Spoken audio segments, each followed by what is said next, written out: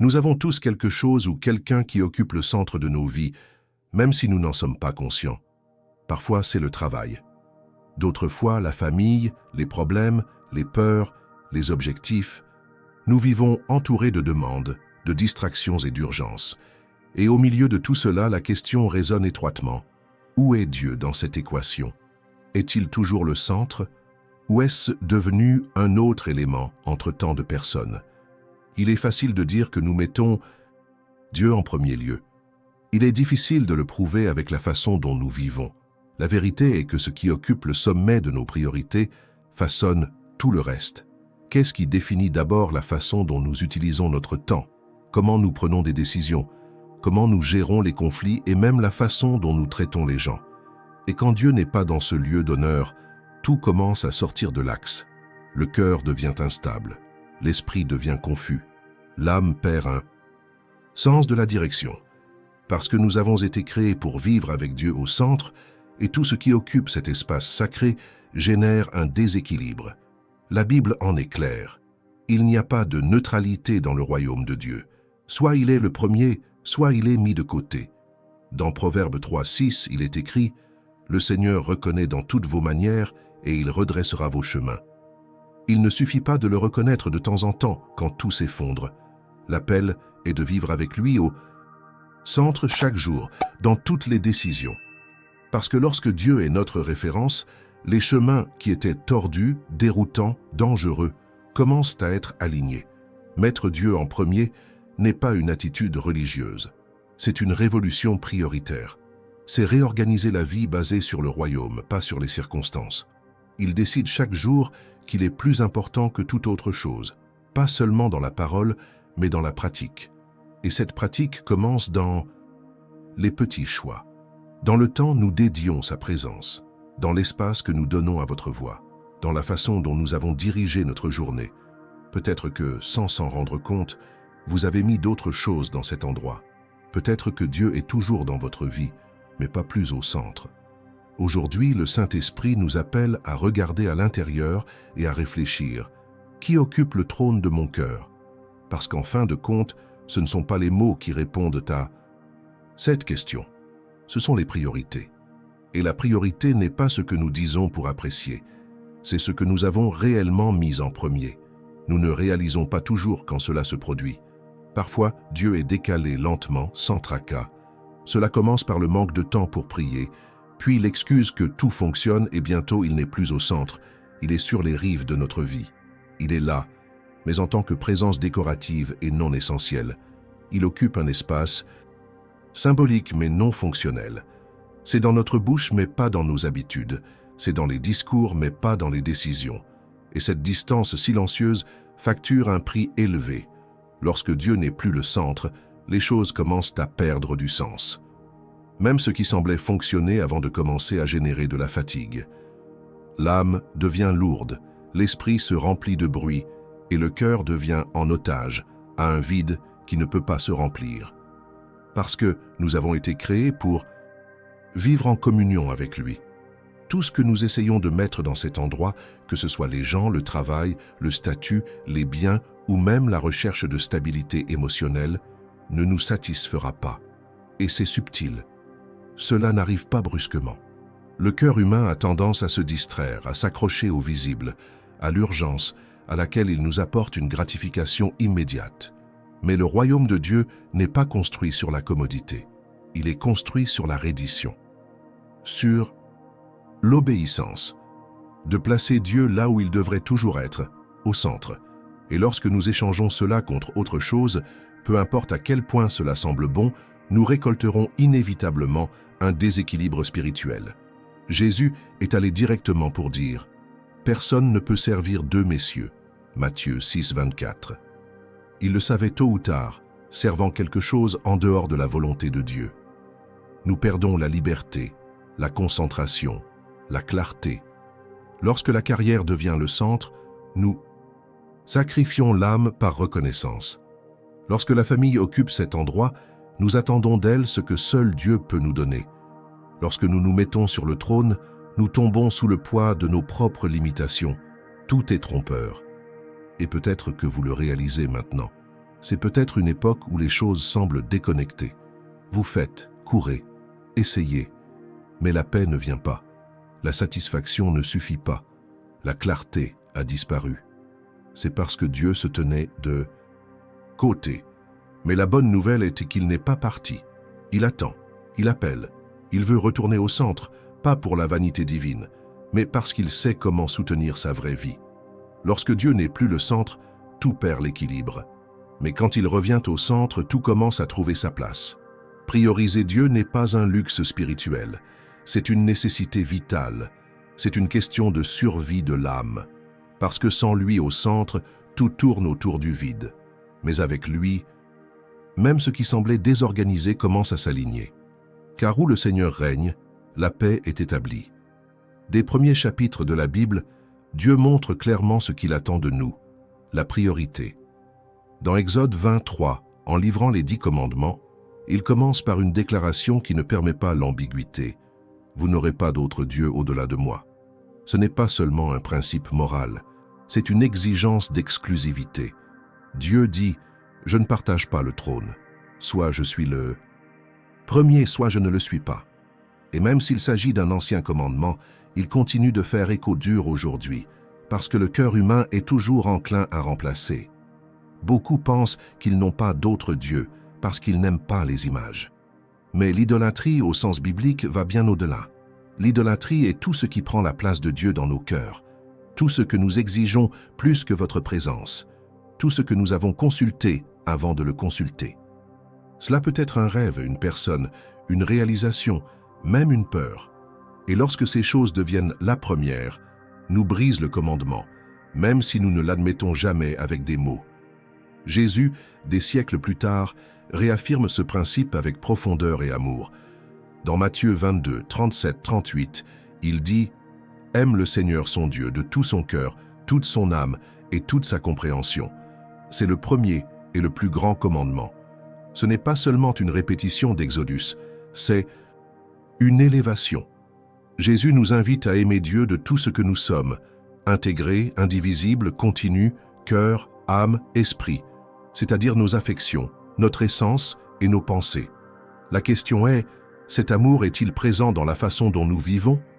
Pas dans des moments ponctuels, mais dans la vie quotidienne, la façon dont nous traitons de l'argent, avec le temps, les gens, les décisions, tout devrait être une expression de ce premier commandement. Mais nous fragmentons souvent notre spiritualité. Nous réservons un espace pour Dieu, mais pas tout l'espace. Nous voulons le confort de la foi sans le coût de la priorité. Mais il n'y a pas de vraie foi sans centralité. Et il n'y a pas de centralité sans livraison.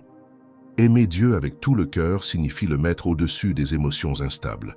Aimer avec toute l'âme, c'est la prioriser au-dessus des désirs passants. Aimer avec toute compréhension, c'est soumettre notre logique et nos plans à votre sagesse. Et cela n'est possible que lorsque le Saint-Esprit nous convainc et nous aide. Parce que l'amour de Dieu n'est pas produit par l'effort humain. Il est né de la révélation. Plus nous le connaissons, plus nous l'aimons. Plus nous l'aimons, plus nous voulons le mettre en premier. Le premier commandement est toujours le plus important, et pas par hasard. Il est le fondement de tous les autres. Sans lui, toute notre spiritualité devient une façade.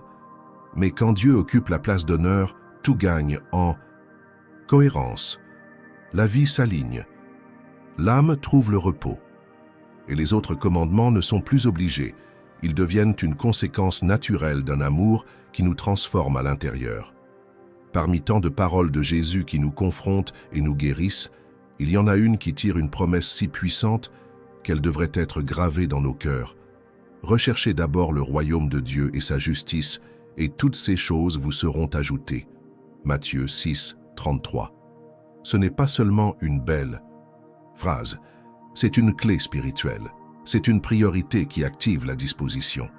C'est une commande qui réorganise tout, et pourtant, c'est l'un des plus ignorés par ceux qui disent croire. Jésus prononce cette phrase dans le contexte de l'anxiété. Parler de nourriture, de vêtements, d'avenir. Il savait que le cœur humain vit à la recherche de la sécurité. Mais le royaume de Dieu n'est pas construit sur la logique de l'accumulation. Il s'établit sur la confiance. Et Jésus, disant cela, disait « Arrêtez de courir après les mêmes choses que le monde coule. Mettez le Père au centre. Concentrez-vous sur le royaume, et tout ce qui est nécessaire sera fourni.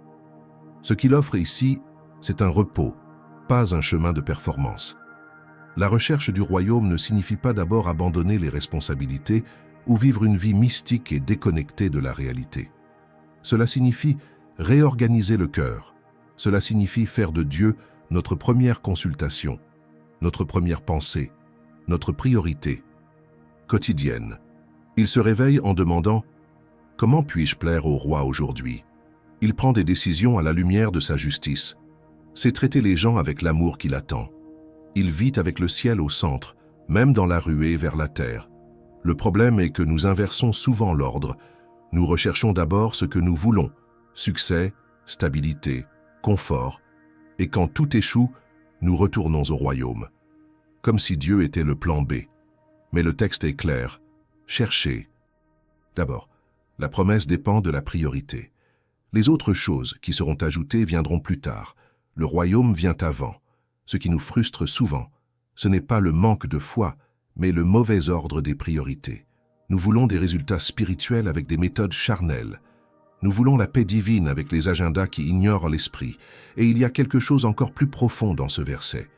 Toutes ces choses vous seront ajoutées. Jésus ne parle pas de miettes. C'est parler de l'abondance, fournir, de soins, d'un Dieu qui connaît nos besoins avant même de demander. Mais cet ajout ne se produit que dans l'environnement de confiance. Lorsque nous mettons le royaume en premier, le reste n'a pas besoin d'être persécuté, il nous atteint. Vous avez peut-être vécu dans une anxiété, une frustration, des tentatives de garder tout sous contrôle. Vous pouvez prier, mais vous concentrez toujours sur vos propres stratégies. Aujourd'hui, l'Esprit vous rappelle au lieu de la simplicité. Cherchez d'abord le royaume. Pas comme une théorie, mais comme une pratique quotidienne. Et vous verrez la différence, parce que lorsque le royaume est une priorité, la disposition devient une conséquence. Et là où Dieu règne, la paix fleurit. Lorsque Dieu revient au centre de nos vies, tout ce qui se trouve commence à s'aligner. Non pas parce que les circonstances changent par magie, mais parce que nos cœurs changent. Et avec lui, la façon dont nous voyons et affronterons toutes choses. Mettre Dieu en premier lieu n'est pas un geste symbolique. C'est une décision pratique et spirituelle qui ouvre la voie à la vraie manifestation de ses promesses. Et les Écritures sont pleines de témoignages sur ce qui arrive à ceux qui font ce choix. La première preuve est la direction divine. Lorsque Dieu occupe la place d'honneur, il guide clairement. Le psaume 32, 8 déclare « Je vais vous instruire et vous apprendre sur le chemin que vous devriez suivre. Je vous conseillerai et je prends soin de vous. » Cela signifie qu'en priorisant Dieu, nous ne marcherons plus dans l'obscurité. Nous discernons maintenant sa volonté dans les petites et grandes décisions. Il nous livre à partir de raccourcis dangereux, nous livre avec de mauvaises alliances, nous livre avec des chemins qui avaient l'air bien, mais qui se termineraient par la douleur. Sa présence illumine ce qui était confus. La deuxième preuve est la paix qui dépasse toute compréhension. Philippiens 4, 7 dit « Et la paix de Dieu qui dépasse toute compréhension gardera votre cœur et votre esprit en Jésus-Christ. » Lorsque Dieu est une priorité, l'anxiété perd de la force, l'esprit trouve le repos, le cœur cesse de chasser derrière l'inaccessible et se dresse. Cela ne signifie pas que les problèmes disparaissent, mais ils ne nous dominent plus.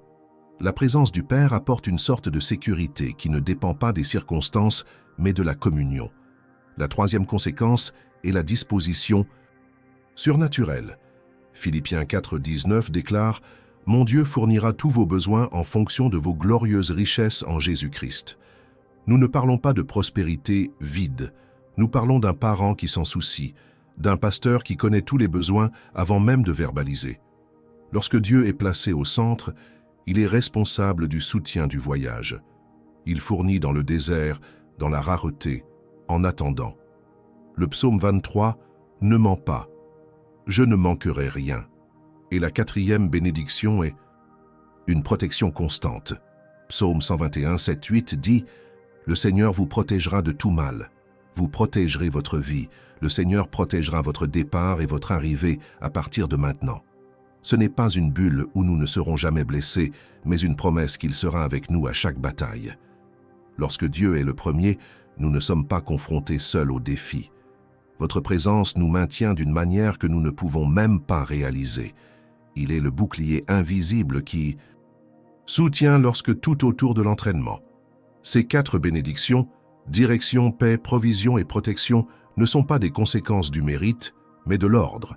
Lorsque Dieu est au bon endroit, tout est repositionné. Et même ce que nous ne comprenons pas vient de viser. Parce que quand il règne, même la souffrance est rachat. Même l'attente devient fertile. Même le silence de lui génère de la confiance. Vous vivez peut-être un moment où tout semble déplacé. Peut-être même que Dieu est distant. Mais que se passe-t-il si le problème n'est pas l'absence de lui, mais la position dans laquelle vous le mettez? Il n'était pas Dieu. Peut-être juste cessé d'être le premier. Et aujourd'hui, il vous appelle pour le remettre au centre. Parce que lorsqu'il occupe cet endroit, tout change. À l'extérieur, cela peut sembler le même, mais à l'intérieur, le royaume commence. Mettre Dieu en premier lieu n'est pas un événement unique. C'est une pratique continue, faite en silence, loin des lumières dans la vie quotidienne. Beaucoup pensent que la priorité à Dieu nécessite de grands actes spirituels, de longues prières, des retraites, des restes. Mais le royaume de Dieu se manifeste dans l'ordinaire, dans le petit, en répétitiel. La question n'est pas de savoir combien vous faites, mais avec quel cœur vous vivez. La présence de Dieu ne nécessite pas de scénario, elle nécessite de l'espace. La première façon de prioriser Dieu est de réserver du temps intentionnel avec lui. Pas du temps à gauche, temps séparé. Bien que ce soit quelques minutes le matin, un moment de silence dans la voiture, un verset pendant le café. Dieu honore le temps que nous livrons avec sincérité. C'est là, dans cet autel secret, qu'il parle. C'est là qu'il nettoie, renforce, dirige. Quiconque veut vivre avec Dieu au centre doit apprendre à s'arrêter. Parce que l'écoute nécessite une pause, et une pause nécessite une décision. La deuxième pratique consiste à amener Dieu dans les décisions. Des chats, grands ou petits, priez avant de répondre à quelque chose d'important. Cherchez la sagesse dans les Écritures avant de suivre un cours. Soumettez-lui des plans avant de les exécuter. Ce n'est pas une superstition, c'est la dépendance.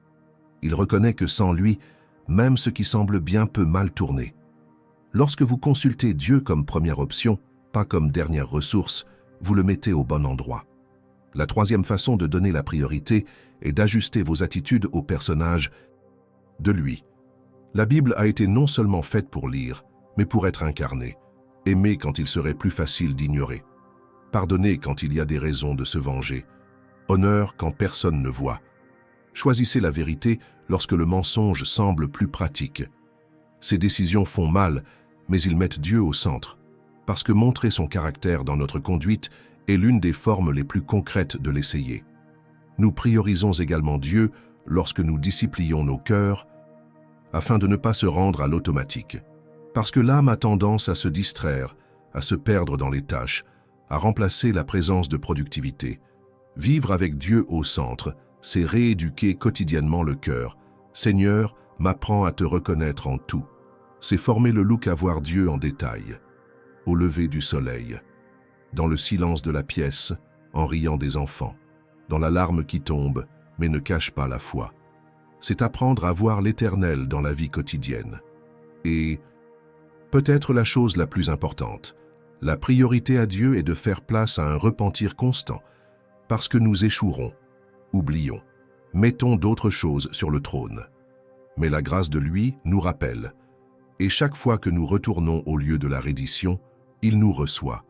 Il n'a pas besoin de perfection, il veut la sincérité, des cœurs qui font des erreurs mais reviennent, qui sont perdus mais cherchent, qui reconnaît « Seigneur, sans toi, je ne peux pas vivre ». En fin de compte, la priorité à Dieu ne consiste pas à faire plus. Il s'agit de vivre avec sa conscience dans tout.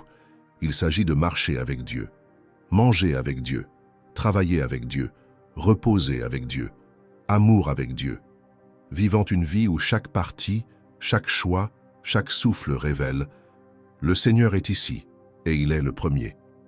Père bien-aimé, En ce moment, nous nous plaçons devant vous avec sincérité et humilité. Nous reconnaissons que nous laissons si souvent d'autres choses prendre votre place.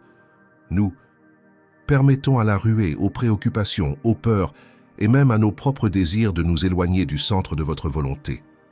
Nous avons été distraits, nous étions précipités, nous étions trop indépendants. Et donc aujourd'hui, nous demandons « Reposez-vous, Seigneur, votre position dans nos cœurs. Vous êtes le seul digne d'occuper la première place dans nos vies. Vous êtes notre Créateur, notre partisan, notre Rédempteur. Rien n'a de sens sans vous. Et maintenant, avec regret, nous abandonnons tout ce qui nous a distancés de votre présence. Nous avons abandonné le besoin de contrôle. Nous avons mis de côté les idoles de la vie quotidienne, démantelé les autels qui se sont levés au-dessus de vous, quoiqu'en silence. Et nous vous demandons, règne à nouveau. Entrez, Seigneur, avec votre paix où il n'y avait que de l'anxiété. Entrez votre direction où il n'y avait que de la confusion. Entrez votre amour là où la fierté s'est installée. Que toute distraction spirituelle tombe au sol. Maintenant, que notre cœur ait encore faim de votre présence, que notre routine soit transformée par votre contact, que notre esprit se renouvelle dans votre parole et que notre temps, nos priorités et nos rêves soient tous à vos pieds. Donnez-nous la grâce de chercher votre royaume en premier. Apprenez-nous à vous reconnaître de toutes nos manières. Cela rend notre cœur sensible à votre voix et prêt à obéir, même lorsqu'il est difficile. Que nos décisions révèlent que vous êtes le centre. Que notre parole et notre silencieux reflètent votre gloire. Que notre maison soit un lieu de culte et de révérence. Que notre vie devienne un autel continu. Pardonnez-nous d'avoir essayé de vivre sans vous consulter, pour prendre des décisions sans vous inclure, pour vous avoir quitté le dernier quand vous devriez être en avance sur tout. Mais avec la foi, nous vous remercions également, parce que même lorsque nous nous éloignons, le Seigneur est resté. Et maintenant, nous y sommes, prêts à vous. Jouez à nouveau, prêts à recommencer, prêts à vivre une vie centrée sur la vie, pas nous. Votre volonté sera faite, Seigneur. Règne en nous, règne sur tout, règne maintenant, pour toujours, au nom de Jésus. Amen. Lorsque nous mettons Dieu au centre de nos vies, nous ne réorganisons pas seulement les priorités, nous redéfinissons notre objectif. Tout commence à gagner un nouveau sens. Les batailles ne nous brisent plus comme avant, car nous savons qui contrôle.